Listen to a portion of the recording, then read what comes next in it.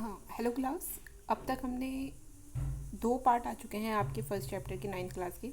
ये आपका थर्ड और आई थिंक लास्ट पार्ट होगा। तो देखते हैं, अभी तक हमने देखा कि पदार्थ कितनी अवस्थाओं के होते हैं। तो हमने देखा पदार्थ की 3 अवस्थाएं होती हैं, ठोस, द्रव और गैस। और इनकी ये अवस्थाएं किस कारण होती हैं? इनकी अवस्थाएं इस कारण होती हैं क्योंकि जो इनके कण होते हैं उनकी जो व्यवस्था होती है उनमें भिन्नताएं होती हैं, जिस कारण से ये अलग अलग प्रकार का व्यवहार प्रदर्शित करते हैं। तो आज हम ये पढ़ेंगे कि क्या ये पदार्थ अपनी अवस्था को बदल सकते हैं। यानी अगर कोई पदार्थ ठोस है तो क्या वो द्रव में बदल सकता है, या द्रव वाला गैस में बदल सकता है, या कोई ठोस पदार्थ गैस में बदल सकता है। तो आज हम इसी विषय पर चर्चा करेंगे कि क्या पदार्थ अपनी अवस्था को बदल सकते हैं। तो देखते हैं, ठीक है। देखो, ठोस जैसे कि बर्फ, द्रव जैसे कि जल, गैस जैसे कि जल वाष्प। तो हमने देखना है कि अवस्था बदलने के दौरान पदार्थ के अंदर क्या होता है। अवस्था के परिवर्तन से पदार्थ के कणों पर क्या प्रभाव पड़ता है। तो सबसे पहला है कि तापमान यानी कि टेम्परेचर का पदार्थ की अवस्था पर क्या प्रभाव पड़ता है। तो ये देखिए, ये एक आपका प्रैक्टिकल इसमें दिखा रखा है। इसमें देख लेते हैं, ये जो आप देख रहे हैं, ब्रश ले लेते हैं। हाँ, ये आप जो देख रहे हो, ये एक लोहे का स्टैंड है। आप अपनी फिजिक्स लैब में इसको देख सकते हो, अगर साइंस लैब में भी होगा तो मैं आपको दिखाऊंगी। ये आपका बीकर है, कांच का बीकर। ये इसमें थर्मामीटर लगा है, प्रयोगशाला थर्मामीटर होता है, लंबा सा होगा तो मैं दिखा दूंगी। ये कांच की छड़ है, इसको हिलाने के लिए। ये जो आप कांच का इस प्रकार का बर्तन देख रहे हैं, इसे हम कहते हैं बीकर। और इसमें हमने ले रखी है कुछ बर्फ़। और तापमान का प्रभाव देखना है तो यानी इसको हम टेम्परेचर देंगे। तो टेम्परेचर के लिए हमें क्या चाहिए? एक बर्नर। ठीक है, ये बर्नर लगा दिया। इसमें मट्टी तेल या स्प्रिट भरा होता है, स्प्रिट लैंप भी बोलते हैं इसे, जिससे हम क्या कर सकते हैं? आग प्राप्त कर सकते हैं। ठीक है, तो इसमें क्या किया, हमने कुछ बर्फ़ के टुकड़े रख दिए और यहाँ पे एक थर्मामीटर लगा दिया, जिससे हमें पता चलता रहे कि इसका टेम्परेचर कैसा है।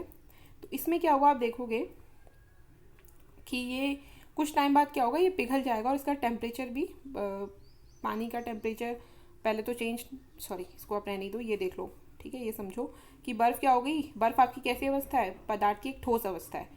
और एक किस में बदल गई? आपके पानी में, यानी कि द्रव रूप में बदल गई। अब देखो क्या होता है कि ठोस के तापमान को बढ़ाने पर उसके जो कण होते हैं उनको ऊर्जा मिलती है। तो उनकी जो गतिज ऊर्जा होती है वो बढ़ जाती है। तो गतिज ऊर्जा में वृद्धि होने के कारण कण अधिक तेजी से कंपन करने लगते हैं, वो हिलने लगते हैं। और और जो ऊष्मा हम इसे एनर्जी दे रहे हैं बर्नर के द्वारा इन बर्फ़ के कणों को, तो वो एनर्जी वो ग्रहण कर लेते हैं, उनकी गतिज ऊर्जा बढ़ गई। अब वो कंपन करना शुरू करेंगे, इधर उधर इस प्रकार से कंपन करना शुरू करेंगे। और वो क्या करेंगे, जो बॉन्डेशन होती है, जो आकर्षण बल होता है कणों के बीच में बर्फ़ का, उस आकर्षण बल को तोड़ देते हैं। और जैसे ही इस आकर्षण बल को तोड़ते हैं, कि किस में बदल जाते हैं, ये अपनी इस अवस्था से स्वतंत्र हो जाते हैं और दूसरी अवस्था यानी कि द्रव अवस्था में पहुंच जाते हैं। ठीक है, और अगर इसी पानी को आप और देर तक गर्म करते रहो, गर्म करते रहो, गर्म करते रहो, तो फिर क्या होगा, जो पानी के कण हैं, यानी जो ये कण हैं, इनको और एनर्जी मिलती जाएगी, मिलती जाएगी। इनकी गतिज ऊर्जा में वृद्धि होगी। और ये क्या करेंगे, अपनी जो द्रव अवस्था का जो आकर्षण बल है उसके बंधन से भी आज़ाद हो जाएंगे। और फिर किस में बदल जाते हैं? वाष्प में। अगर आपने कभी पानी उबाला हो तो आपने देखा होगा कि उसके ऊपर ढक्कन रख, उससे क्या निकलती है? भाप निकलती है। ये ऐसे पतीला है, इसमें आपने ये बर्फ़ रख दी, तो ये पहले तो द्रव अवस्था में चेंज होगी, फिर और इसको टेम्परेचर बढ़ाते जाओ और इसको आप ऊष्मा देते जाओ, तो फिर क्या होगा, ऐसे भाप भाप के रूप में क्या होगी, ऊपर जलवाष्प बन जाएगी आपकी। ठीक है, अब देखो ये कह रहा है कि जब ठोस पिघल कर, यानी कि जब हमारी ठोस पिघलकर द्रव में परिवर्तित होने लगता है, जिस न्यूनतम तापमान पर ठोस पिघलकर द्रव बन जाती है उसे गलनांक कहते हैं। यानी कि न्यूनतम टेम्परेचर, मिनिमम टेम्परेचर, जहाँ से बर्फ़ क्या होगी आपकी गलकर वो पानी द्रव में बदल जाएगी, तो वो क्या कहलाएगा? उसका गलनांक कहलाएगा। ठीक है, किसी ठोस का गलनांक उसके कणों के बीच आकर्षण बल के सामर्थ्य को दर्शाता है। यानी कि जिसका गलनांक जितना ज़्यादा होगा उसे उतनी ही ज़्यादा एनर्जी की ज़रूरत पड़ेगी ठोस अवस्था से द्रव अवस्था में बदलने पर। तो उसके कणों के आपस में बॉन्डिंग कितनी स्ट्रांग है ये दिखाएगा वो। ठीक है, बर्फ़ का गलनांक कितना होता है याद रखना। बर्फ़ का गलनांक होता है आपका 273.15 केल्विन। गलने की प्रक्रिया यानी ठोस से द्रव अवस्था में परिवर्तन को संगलन भी कहते हैं। ठीक है, जो गलने की प्रक्रिया है यानी कि ठोस अवस्था से द्रव अवस्था में बदलना, उसके लिए एक और टर्म आता है, टर्म आता है आपका, जिसको हम बोलते हैं संगलन। ठीक है, अब देखो, अब क्या हुआ कि जब हमने यहाँ हमने थर्मामीटर भी लगाया था, तो जो आपका टेम्परेचर इस बर्फ़ का था वही टेम्परेचर क्या था, इस द्रव का भी था। ठीक है, जब ये पानी में पिघल गया तो उस समय क्या था, इन दोनों के टेम्परेचर सेम थे। तो अब क्या, बर्फ़ और जो पानी है उसका टेम्परेचर अलग अलग होना चाहिए था हमारे अकॉर्डिंग, लेकिन ऐसा हुआ नहीं। तो अब जो हमने ऊष्मा दी, उस ऊष्मा ने बर्फ़ के टेम्परेचर को क्यों नहीं बढ़ाया, आखिर वो उसकी ऊष्मा कहाँ गई? इसका जवाब मिलेगा हमें इस पैरा में। देखो ये लिख रहा है कि गलने की प्रयोग की प्रक्रिया के दौरान आपने ध्यान दिया होगा कि गलनांक पर पहुंचने के बाद जब तक संपूर्ण बर्फ पिघल नहीं जाती तापमान नहीं बदलता। ठीक है, जब संपूर्ण बर्फ पिघल जाएगी उसके बाद ही टेम्परेचर में परिवर्तन होगा। बीकर को ऊष्मा प्रदान करने के बावजूद भी ऐसा ही होता है। कणों के पारस्परिक आकर्षण बल को वशीभूत करके पदार्थ की अवस्था बदलने में इस ऊष्मा का प्रयोग होता है। देखो इसमें क्या होता है कि वो जो ऊष्मा है, जो हम ऊष्मा लगातार बर्फ को दे रहे हैं, वो ऊष्मा आपकी खर्च किस में हो रही है, बर्फ यानी कि ठोस अवस्था को द्रव अवस्था में बदलने पर। ठीक है, तो जब तक सारे के सारे बर्फ के टुकड़े पिघल कर द्रव में ना बदल जाए तब तक क्या होगा, उस के टेम्परेचर में कोई भी वृद्धि नहीं होगी। तो वो ऊष्मा सारी कहाँ जा रही है, अवस्था को परिवर्तन करने में। ठीक है, और जब एक बार पूरी की पूरी ठोस यानी कि पूरा का पूरा बर्फ आपका द्रव में बदल जाएगा तो फिर क्या होगा, फिर उसके बाद आपका टेम्परेचर इंक्रीज होना स्टार्ट होगा। ठीक है, ठीक। अब आगे देखो,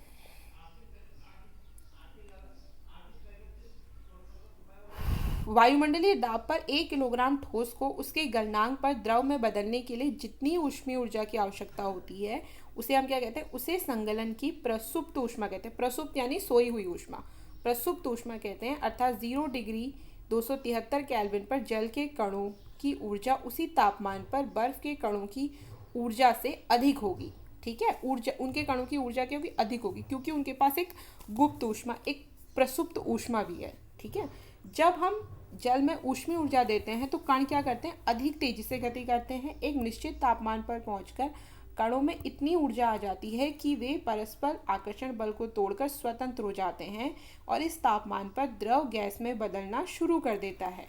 ठीक है, और जब द्रव वायुमंडलीय दाब पर वह तापमान जिस पर द्रव उबलने लगता है उसे इसका क्वथनांक कहते हैं। ठीक है, जहाँ से आपकी बर्फ पानी में बदलनी शुरू करी उसे हम कहेंगे गलनांक, और जहाँ से आपका द्रव यानी कि अब हम पानी ले रहे हैं, अभी वाटर की बात हो रही है, तो जहाँ पे आपका कोई द्रव या द्रव क्या कर रहा है, ऊष्म यानी कि वाष्प में बदलना शुरू कर रहा है, उस पॉइंट को हम क्या कहेंगे, क्वथनांक कहेंगे। ठीक है, तो जल के लिए तापमान कितना होता है, 100 डिग्री सेल्सियस या 373 केल्विन। ठीक है, अगर आपको 273.15 लो तो 373.15 हो जाएगा। अब है इसमें क्या आप वाष्पीकरण की गुप्त ऊष्मा को परिभाषित कर सकते हैं। देखो एक क्वेश्चन आपसे पूछा जाता है कि जो भाप होती है, ठीक है, भाप से हाथ, अगर आप भाप में हाथ रखोगे तो आपका हाथ ज़्यादा जलेगा compare to water, compare to hot water, same उतना ही। यानी 100 डिग्री सेल्सियस की भाप है और 100 डिग्री सेल्सियस का पानी है, तो जो 100 डिग्री सेल्सियस की भाप होगी उससे आपका हाथ क्या होगा, ज़्यादा जलेगा। क्यों, अभी बताया था सेम इधर ही, गुप्त ऊष्मा के कारण। क्योंकि वो जो गैस है, ठीक है, जो जलवाष्प है आपकी, उसमें उसके कणों के पास क्या ज़्यादा एनर्जी है। ठीक है, क्योंकि अभी अभी वो उन्होंने क्या किया, अपने द्रव वाली अवस्था को तोड़ दिया है, तो वो सारी की सारी एनर्जी उनके अंदर स्टोर। इसीलिए हमें क्या होता है, अधिक ऊष्मा होने के कारण जो भाप होती उससे हाथ ज़्यादा झुलसता है कंपेयर टू उतने ही टेम्परेचर के पानी से। ठीक है, देखो इसमें लिख भी रखा है आगे, इसको पढ़ देती हूँ मैं। ये तापमान पर भाप अर्थात वाष्प के कणों में उसी तापमान पर पानी के कणों की अपेक्षा अधिक ऊर्जा होती है। ऐसा इसीलिए होता है क्योंकि भाप के कणों ने वाष्पीकरण की गुप्त ऊष्मा के रूप में अतिरिक्त ऊष्मा अवशोषित कर ली है। ठीक है, देखो एक इसमें एक चार्ट बनाया, आप इससे समझ सकते हो। ठोस अवस्था, द्रव अवस्था। ठोस अवस्था में ऊष्मा दी, किसमें चेंज हो गई, द्रव अवस्था में। द्रव अवस्था को ऊष्मा दी, किसमें चेंज हो गई, गैसीय अवस्था में। फिर अगर गैसीय अवस्था यानी जलवाष्प को हम ठंडा कर दें तो किसमें चेंज हो गई, वो द्रव अवस्था में। और फिर द्रव पानी को हम और ठंडा कर दें तो किसमें बन जाता है, वो बर्फ में। ठीक है, अतः हम यह कह सकते हैं कि तापमान बदलकर हम क्या कर सकते हैं, पदार्थ को एक अवस्था से दूसरी अवस्था में परिवर्तित कर सकते हैं। ठीक है, तो हमने क्या सीखा कि अगर हम किसी वस्तु को गर्म करेंगे, ठोस से वो द्रव में बदल जाएगी और द्रव से वो गैस में बदल जाएगी। ठीक, देखो अब लेकिन कुछ ऐसे पदार्थ भी होते हैं, आपने अपने दैनिक जीवन में सबने देखे होंगे, जो क्या करते हैं, सीधे ठोस से द्रव गैस में बदल जाते हैं या गैस से सीधे ठोस में बदल जाते हैं। जैसे कि आपने मंदिर में पूजा करते हो तो आप क्या जलाते हो, कपूर जलाते हो, ठीक है, आरती करने के लिए। तो ये जो कपूर होता है किस अवस्था में होता है, ठोस अवस्था में। और जब आप कपूर को जलाते हो यानी उसे ऊष्मा प्रदान करते हो तो वो डायरेक्ट किस में चेंज हो जाती है, आपकी गैस में बदल जाती है। ऐसा तो नहीं होता कि आरती की थाली में पानी इकट्ठा हो जाता है, पहले वो द्रव में बदलेगी फिर गैस में बदलेगी। वो क्या करती है, डायरेक्ट ठोस से आपकी द्रव गैस अवस्था में बदल जाती है। उसी प्रकार से जो नेफ्थलीन की बॉल्स होती है, नेफ्थलीन बॉल्स हम अपने कपड़ों में रखते हैं, ठीक है, ताकि वो स्मेल ना आए, सीलन की स्मेल ना आए। तो वो भी क्या करती है, जो ठोस आपकी नेफ्थलीन की बॉल्स होती हैं वो भी क्या करती हैं, ठोस अवस्था से सीधे गैसीय अवस्था में बदल जाती है। आपको खुशबू आती है। ऐसा नहीं होता जहाँ आप उन बॉल्स को रखते हो वो क्या हो, पानी में चेंज हो जाए। तो ऐसी जो चीज़ें हैं जो डायरेक्ट ठोस से गैस अवस्था में और गैस से सीधे ठोस अवस्था में परिवर्तित हो जाती हैं, यानी द्रव अवस्था को स्किप कर देती हैं, ठीक है, इसमें नहीं आती। कैसे होती है, सॉलिड यानी कि ठोस से डायरेक्ट गैस में चेंज और गैस से सीधे ठोस में चेंज। तो ये जो आपकी प्रक्रिया है इसके लिए एक वर्ड आता है जिसे हम बोलते हैं ऊर्ध्वपातन। अभी लिखा होगा आपकी बुक में, भी दिखा दूंगी, ऊर्ध्वपातन, ठीक है। तो टर्म याद रखना कि ऊर्ध्वपातन क्या है, किसी ठोस का बिना द्रव अवस्था में पहुंचे गैस अवस्था में परिवर्तित हो जाना, और गैस का बिना द्रव अवस्था में पहुंचे डायरेक्ट ठोस अवस्था में परिवर्तित हो जाने की प्रक्रिया को ऊर्ध्वपातन कहते हैं, ठीक है। ये इसने एक एक्सपेरिमेंट कर भी रखा है, अमोनियम क्लोराइड का टुकड़ा लेके, कपूर, जिसे आप कपूर को ही हम अमोनियम क्लोराइड बोलते हैं, साइंटिफिक लैंग्वेज में कपूर का नाम क्या है, अमोनियम क्लोराइड है, ठीक है। अब ये देखो, ये इसमें आपको ये चित्र है, ये चित्र आपको समझा रखा है पूरा, मैं भी समझा देते हैं एक बार। देखो ये ठोस द्रव गैस तीन अवस्थाएं हो गई। तो एक तो आपको डायरेक्ट वाली दिखा रखी है जो मैंने दिखाई थी कि ठोस से अगर संगलन हुआ तो द्रव में बदला, द्रव से फिर गैस में बदला, ये है नॉर्मल, ठीक है। और फिर क्या हुआ, गैस अगर कोई ठोस से डायरेक्ट गैस में बदल गया, ठोस से डायरेक्ट गैस में, तो क्या कहलाएगा, ऊर्ध्वपातन। और गैस से ठोस में निक्षेपण, वैसे इसे ऊर्ध्वपातन ही कहते हैं, आप लिख सकते हो, एक ही बात है, ठीक। फिर आगे आपका दाब परिवर्तन का प्रभाव, कि प्रेशर बढ़ाने पर या कम करने पर क्या प्रभाव पड़ता है। तो इसका सबसे अच्छा एग्जाम्पल है, आपने सब ने अपने घर में एलपीजी देखी होगी, ठीक है, लिक्विडिफाइड पेट्रोलियम गैस। तो एलपीजी जब आपके सिलेंडर में भरी जाती है गैस के रूप में, तो उसे जब सिलेंडर में भरते हैं तो उसमें बहुत ज़्यादा टेम्परेचर, बहुत ज़्यादा प्रेशर लगा के उसको भरा जाता है। तो जिस प्रेशर के कारण जो पेट्रोलियम गैस होती है वो किस में चेंज हो जाती है, लिक्विड में। इसीलिए हम उसे क्या कहते हैं, लिक्विडिफाइड पेट्रोलियम गैस। लेकिन जब आप उसे अपने घर में चूल्हे से कनेक्ट करते हो तो वो क्या करती है, उसका प्रेशर जैसे ही कम होता है वो सीधे गैस के रूप में आपके बर्नर तक पहुंचती है और आपके बर्नर को जलाती है, ठीक है, मतलब आपको ऊष्मा देती है। ये इसमें ऐसे दिखा भी रखा है चित्र से, ये देखो, ये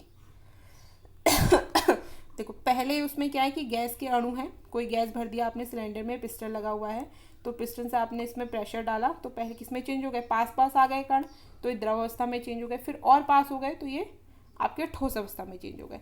इसका एक एग्जाम्पल है आपकी ड्राई आइस। ये क्या आपने इस ठोस CO2 के बारे में सुना है, ये तो जो ठोस कार्बन डाइऑक्साइड है उसे हम क्या कहते हैं, शुष्क बर्फ। ये बहुत पूछा जाने वाला क्वेश्चन है आपका कि ड्राई आइस किसे कहते हैं। तो ड्राई आइस होती है आपकी सॉलिड कार्बन डाइऑक्साइड गैस, ठीक है, जो उसमें भरी भी होती है, आपकी जो अग्निशमन यंत्र होते हैं उनमें आपकी अधिकतर भरी होती है। लास्ट टॉपिक है आपका वाष्पीकरण। तो वाष्पीकरण क्या होता है कि वाष्पीकरण उसे कहते हैं कि जब कोई द्रव बिना अपने क्वथनांक पर आए पहले ही वाष्पित हो जाता है, तो उसे क्या कहते हैं, वाष्पीकरण की प्रक्रिया कहते हैं। जैसे कि हम क्या करते हैं कि कपड़े हम लोग सब सुखाने डालते हैं, ठीक है, अपने कपड़े छतों में सुखाने डालते हैं, तो उसमें क्या होता है कि वो पानी कपड़े में बॉयल तो नहीं होता है कि कपड़े बॉयल होने लगे उसके बाद क्या करता है वो पानी वाष्प बनता है। बिना वो पानी कपड़ों का बॉयल हुए वो पहले ही क्या करता है, अपने क्वथनांक वाले टेम्परेचर पर आने से पहले ही वाष्प के रूप में उड़ जाता है। तो इस प्रक्रिया को कहते हैं वाष्पीकरण। तो जल को खुला छोड़ देने पर यह धीरे धीरे वाष्प में परिवर्तित हो जाता है, गीले कपड़े सूख जाते हैं। इन दोनों उदाहरणों में जल का क्या हुआ, तो इसमें है कि पदार्थ के कण हमेशा गतिशील होते हैं, वो कभी नहीं रुकते। एक निश्चित तापमान पर गैस, द्रव या ठोस के कणों में विभिन्न मात्रा में गतिज ऊर्जा होती है। द्रव में सतहों पर स्थित कणों के कुछ अंशों में इतनी गतिज ऊर्जा होती है कि वे कणों के आकर्षण बल से मुक्त हो जाते हैं और क्वथनांक से कम तापमान पर द्रव के वाष्प में परिवर्तित होने की इस प्रक्रिया को वाष्पीकरण कहते हैं। ये याद रखना, क्वथनांक से कम तापमान पर द्रव के वाष्प में परिवर्तित होने की प्रक्रिया को वाष्पीकरण कहते हैं। ठीक है, अब वाष्पीकरण को प्रभावित करने वाले कुछ कारक हैं, ये बहुत सिंपल से आपको समझ में आ जाएंगे। सतह बढ़ने पर, ठीक है, जैसे कि मान लो बाहर पे आपने एक गिलास में पानी रखा और एक थाली में पानी रखा, कर सकते हो आप इसे, एक गिलास में पानी रखो और एक ऐसे थाली में पानी रखो, तो जो थाली है उसकी सतह का क्षेत्रफल ज़्यादा है, तो सतह का क्षेत्रफल बढ़ेगा, तो इन दोनों में से किसमें वाष्पीकरण सबसे पहले होगा? ऑब्वियसली थाली से पानी क्या होगा, जल्दी सूख जाएगा। ठीक, उसी प्रकार तापमान पर तो टेम्परेचर बढ़ेगा, यानी गर्मियों के दिनों में हमारे जो कपड़े होते हैं वो जल्दी सूख जाते हैं। कहाँ चले, हाँ, गर्मियों के दिनों में क्या होता है, हमारे कपड़े जल्दी सूख जाते हैं क्योंकि टेम्परेचर ज़्यादा होता है।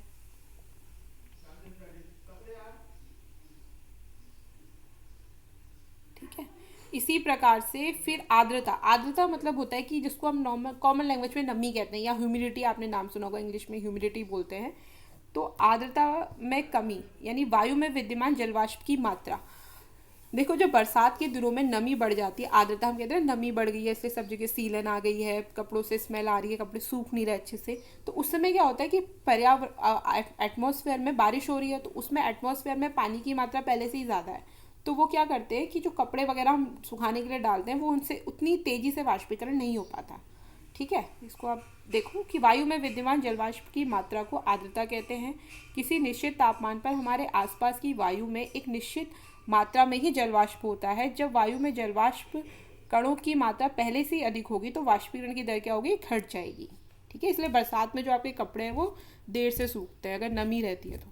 फिर है वायु की गति पर। अगर धूप भी आ रही हो और हवा चल रही हो, या हल्की हल्की धूप हो लेकिन तेज तेज हवा चल रही हो, तो भी क्या होता है, कपड़े जल्दी सूख जाते हैं। तो इससे क्या पता चलता है कि वायु की जब गति तेज़ होती है उस समय भी वाष्पीकरण की प्रक्रिया तेज़ होती है।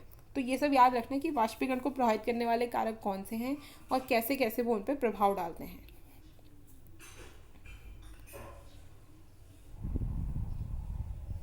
अब है वाष्पीकरण के कारण शीतलता कैसे होती है। खुले हुए बर्तन में रखे द्रव में निरंतर वाष्पीकरण होता रहता है। वाष्पीकरण के दौरान कम हुई ऊर्जा को पुनः प्राप्त करने के लिए द्रव के कण अपने आसपास से ऊर्जा अवशोषित कर लेते हैं। इस प्रकार आसपास से ऊर्जा के अवशोषित होने के कारण शीतलता मिलती है। जैसे जब आप एसीटोन या नाखूनों की पॉलिश हटा, एसीटोन को आप अपनी हथेली पे गिराओ तो क्या होगा कि हथेली पर गिरते ही वो द्रव हथेली से ऊर्जा प्राप्त कर लेगा, तो हथेली से ऊर्जा प्राप्त करके वो एसीटोन बिल्कुल जल्दी से वाष्पित हो जाता है। तो जहाँ पे आपने एसीटोन डाला है वहाँ की ऊर्जा किसने ले ली, एसीटोन ने ले ली, और ऊर्जा लेके वाष्पित हो गए, तो वहाँ पे आपको शीतलता, एक ठंडक का अनुभव होगा। ठीक है, ये तेज धूप वाले गर्म दिनों के बाद लोग अपनी छतों या खुले स्थानों पर क्या करते हैं, पानी छिड़कते हैं, क्योंकि जल के वाष्पीकरण से गुप्त ऊष्मा गर्म सतह को शीतल बना देती है। ठीक है, इसीलिए जब नहाते हैं हम, तो नहा के जब पानी पड़ता है हमारे शरीर पे तो भी हमारा शरीर क्या होता है, ठंडा हो जाता है, क्योंकि जो हमारे शरीर में पानी पड़ा वो क्या करता है, वो उसकी गुप्त वो ऊष्मा ले लेता है और वो वाष्पित हो जाता है। ठीक है, अब गर्मियों में सूती कपड़े क्यों पहनने चाहिए वो भी देख लेते हैं। शारीरिक प्रक्रिया के कारण गर्मियों में हमें ज़्यादा पसीना आता है, जिससे हमें शीतलता मिलती है।